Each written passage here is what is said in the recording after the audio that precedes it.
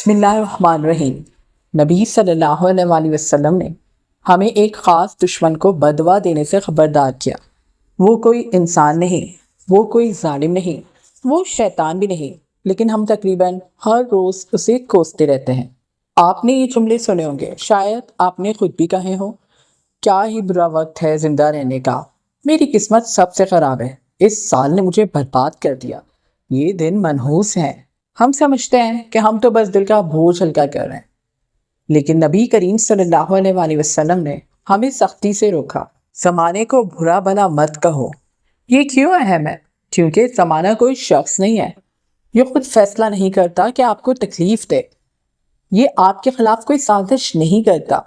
Container یہ صرف ایک ظرف ہے اس چیز کا جو مقدر کی گئی ہے۔ پھر آتا ہے وہ بھاری سا۔ ایک حدیث قدسی میں اللہ تعالیٰ فرماتے ہیں، کیونکہ میں ہی زمانہ ہوں، مطلب یہ ہے میں ہی ہوں جو رات اور دن کو بدلتا ہوں، میں ہی ہوں جو اس میں ہونے والے ہر معاملے کو کنٹرول کرتا ہوں۔ تو آپ کسی کیلنڈر پر نہیں چلا رہے ہوتے، در حقیقت آپ اعتراض کر رہے ہوتے ہیں ان دنوں کے لکھنے والے یعنی اللہ پر۔ اسی لیے یہ خطرناک ہے، یہ آپ کے درد کو احتجاج میں بدل دیتا ہے، یہ ایک لمحے کی اداسی کو تقدیر قدر کے خلاف دل کی ناراضی میں تبدیل کر دیتا ہے۔ اسلام آپ سے یہ نہیں کہتا کہ آپ جھوٹی خوشی دکھائیں، وہ آپ کو غم کے ساتھ ادب سکھاتا ہے۔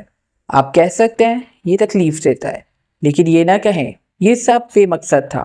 آپ کہہ سکتے ہیں میں تھک گیا ہوں، لیکن یہ نہ کہیں یہ زندگی منحوس ہے۔ اللہ اپنے بندوں کو برباد نہیں کرتا، وہ انہیں سنوارتا اور سنورتا ہے۔ دن کی سخت دھوپ آپ کو جلانے کے لیے نہیں ہے، یہ آپ کو مرتب اور سنوارنے کے لیے ہے۔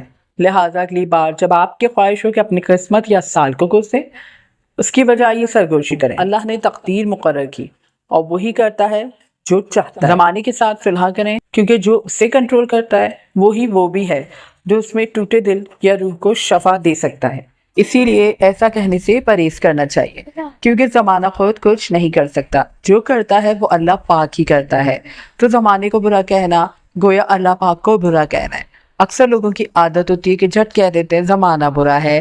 رسول اللہ صلی اللہ علیہ وسلم نے فرمایا کہ اللہ پاک فرماتا ہے کہ انسان زمانے کو گالی دیتا ہے، حالانکہ میں ہی زمانہ ہوں، میرے ہی ہاتھ میں دن رات ہے۔ صحیح بخاری۔